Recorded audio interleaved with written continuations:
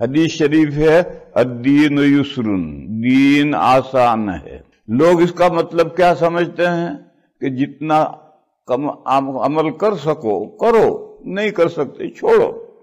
5 نمازیں ہیں، 3 نہیں پڑھ سکتے، جاب کے درمیان میں 3 نمازیں آتی، ان کے پڑھنے کا کوئی صورت نہیں ہے، چھوڑو انہیں۔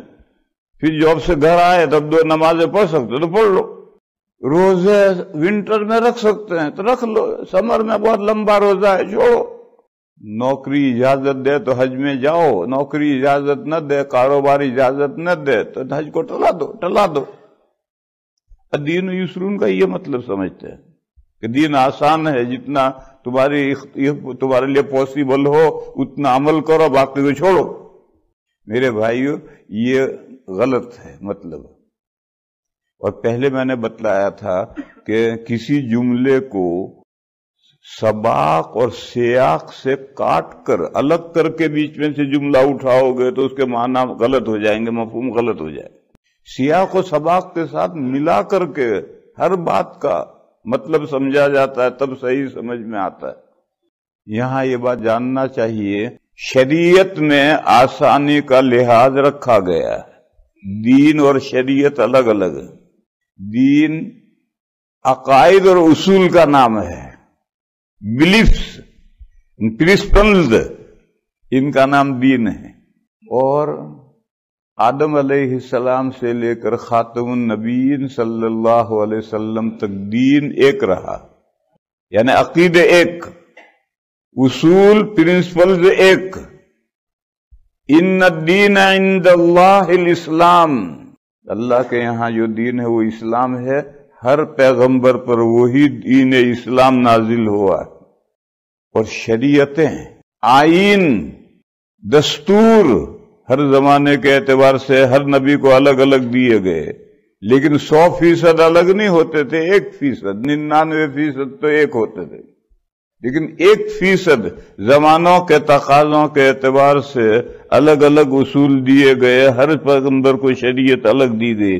لِكُلٍّ جَعَلْنَا مِنْكُمْ شِرْعَةً وَمِنْهَاجًا، اللہ نے فرمایا کہ تم میں سے یعنی امتوں میں سے ہر امت کے لیے ہم نے الگ شریعت اور الگ منہاج رکھا ہے۔ لِكُلٍّ جَعَلْنَا مِنْكُمْ شِرْعَةً وَمِنْهَاجًا۔ زمانے بدلتے تھے تو قوانین بدلتے تھے، جیسے گورنمنٹ ہوتی ہے، ہر 1-2 سال میں نیا قانون، ہر 2 سال میں نیا قانون، ہر 2 سال میں نیا قانون۔ لوگوں کے تقاضے ہیں، لوگ بدماشیاں شروع کرتے ہیں تو نئے قانون آتے ہیں۔ گورنمنٹ کو بار بار قانون اس لیے بدلنا پڑتا ہے کہ لوگ قانون سے بچنے کے تو قانون توڑنے کے لیے راہیں نکال لیتے ہیں، یا قانون کو بینڈ کر کے بائی پاس نکل جاتے ہیں، تو پھر قانون کو ٹائٹ کرنا پڑتا ہے۔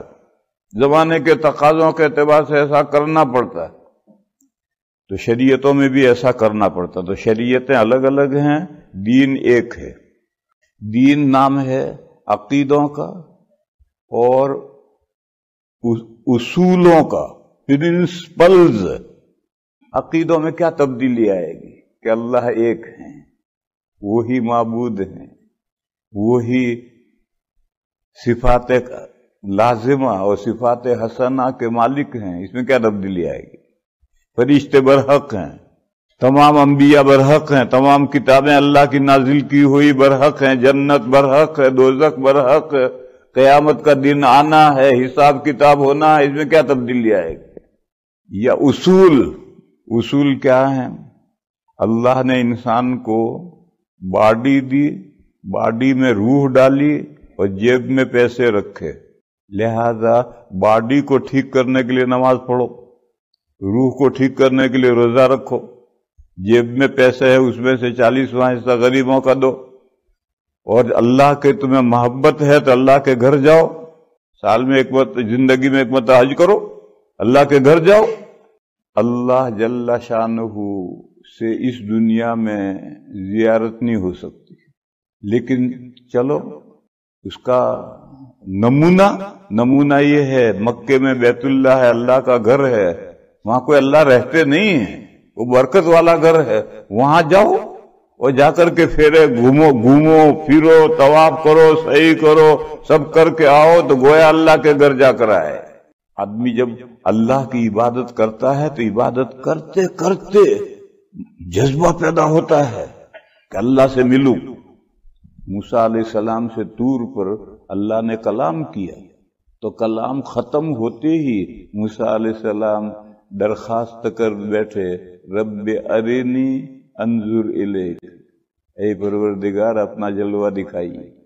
تو آدمی جب عبادت کرتا ہے تو عبادت کرتے کرتے شوق پیدا ہوتا ہے اللہ سے ملاقات کا۔ تو حقیقی ملاقات تو ہو نہیں سکتی، مجازی ملاقات جاؤ کرو، بیت اللہ کو جا کے طواف کر کے آؤ اللہ کے گھر کا۔ تو نماز رکھی ہے باڈی کو صحیح کرنے کے لیے۔ لوگ یوگا کرتے ہیں، ارے یوگا کی ضرورت نہیں ہے، یوگا کا باوا ہے یہ نماز۔ اس نماز سے بہتر کوئی یوگا نہیں ہے، تم کرو تو صحیح، نماز ڈھنگ سے پڑھ کے تو دیکھو۔ بدن کے اندر جو روح ہے اس کو پاکیزہ رکھنے کے لیے روزے ہیں، لعلکم تتقون۔ اور اللہ نے جو تمہیں بیلنس دیا ہے، کسی مخلوق کو بیلنس نہیں دیا، صرف انسان کے پاس بیلنس ہے، اس میں غریبوں کا حق دو۔ اور عبادتیں کرتے کرتے اللہ کے محبت جوش میں آئے، جاؤ اللہ سے مل کے آؤ، اللہ کے گھر جا کر آؤ۔ یہ پرنسپلز ہے، اصول ہے کہ بدن کی اصلاح کے لیے کوئی عبادت چاہیے۔ نماز، کتنی نمازیں؟ کسی امت کو 2 نمازیں دی، کسی امت کو 3 نمازیں دی، اس امت کو 50 نمازیں دی، پھر 50 گھٹا کر 5 کر دی، اور 5 کر کے پھر ثواب 50 کا دیے۔ روزے، روح کی پاکیزگی کے لیے روزے ضروری۔ کتنے روزے؟ کہتے ہیں یہود پر 3 روزے تھے، انہوں نے احتیاطاً ایک ادھر سے بڑھایا ایک ادھر سے بڑھایا، 5 روزے کر دیے۔ پھر اگلے لوگوں نے پھر ایک احتیاطاً ادھر سے بڑھایا ایک ادھر سے بڑھایا، 7 روزے کر دیے۔ یوں ہوتے ہوتے 6 مہینے کے روزے کر دیے۔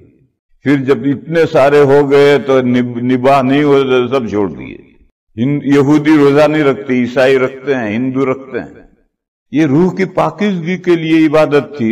اب مختلف قوموں کے لیے، کس امت کے لیے کتنے روزے، اس میں اختلاف، یہ شریعت ہے کہ کس امت کے لیے کتنے روزے، یہ شریعت ہے۔ اور روح کی پاکیزگی کے لیے روزے چاہیے، یہ پرنسپل ہے۔ اللہ نے جو بیلنس دیا ہے، مال دیا ہے، اس میں سے خرچ کرنا ہے۔ کتنا؟ یہ مختلف قوموں کے لیے مختلف احکام تھے، یہ شریعت ہے۔ اور اللہ کے دیے ہوئے مال میں سے غریبوں پر خرچ کرنا ہے، یہ تو ہر دھرم میں، ہر مذہب میں۔ ہندوؤں کے جاؤ، دان پون کرنے میں مسلمانوں سے بھی آگے ہیں۔ عیسائیوں میں جاؤ، رفاہی کام کرنے میں مسلمانوں سے بھی آگے ہیں۔ کیوں؟ ہر مذہب میں خرچ کرنے کا، غریبوں پر خرچ کرنے کا اللہ کا حکم ہے۔ اب اس حکم کے کتنی مقدار خرچ کرنی ہے، کہاں کہاں خرچ کرنی ہے، یہ شریعتیں ہیں۔ اور یہ شریعتیں قوموں کے اعتبار سے مختلف رہی، لیکن مال خرچ کرنا ہے غریبوں پر، یہ پرنسپلز ہے، یہ ہر امت میں رہا۔ میں تو فرق سمجھا رہا ہوں، بلیف کیا ہے، پرنسپلز کیا ہے، اور آئین، لو کیا ہے۔ آئین شریعت یعنی لو، ان کے لو LOV نہیں، محبت کے معنی میں نہیں، LAW، قانون کیا ہے، یہ فرق سمجھا رہا ہوں میں۔ تو یہ جو شریعتیں ہیں، بلیف اور پرنسپلز، یہ تو بدلنے کا سوال ہی نہیں۔ آدم علیہ السلام سے لے کر آخری پیغمبر ایک ہی عقیدے ہیں، ایک ہی اصول ہیں، لیکن یہ جو قوانین ہیں، آئین ہیں، قوانین ہیں، یہ زمانوں کے تقاضوں کے اعتبار سے بدلتے ہیں۔ یہ جو بدلتے ہیں، ان میں آسانی کا لحاظ رکھا گیا ہے۔ کوئی حکم ایسا اللہ نے بندوں کو نہیں دیا کہ بندوں کے لیے ناقابل برداشت، ایسا کوئی حکم اللہ نے نہیں دیا۔ جو بھی حکم دیا ہے اس حکم میں آسانی کا لحاظ رکھا ہے۔ روزوں ہی کا حکم دیا تو کہا اگر کوئی سفر میں ہے تو روزہ قضا کرے، بعد میں رکھ لے۔ کوئی بیمار ہے تو روزہ قضا کرے، بعد میں رکھ لے۔ وَإِن كُنتُم مَرْضَىٰ أَوْ عَلَىٰ سَفَرٍ فَعِدَّةٌ مِّنْ أَيَّامٍ أُخَرَ، جہاں یہ حکم دیا تو فوراً آیت آئی يُرِيدُ اللَّهُ بِكُمُ الْيُسْرَ وَلَا يُرِيدُ بِكُمُ الْعُسْرَ، اللہ تم پر آسانی کرنا چاہتا ہے، سختی نہیں کرنا چاہتے۔ اگر سختی کرنا چاہتے تو یہ کہتے کہ روزہ رمضان آ جائے تو روزہ لا محالہ رکھنا ہے، مرو مگر روزے رکھو، چاہے سفر میں ہو، چاہے بیمار ہو، چاہے بڈھے ہو گئے ہو، سفر روزے رکھو۔ اگر اللہ کو تم پر تنگی کرنا ہوتا تو ایسا حکم دیتے، مگر اللہ نے ایسا حکم نہیں دیا۔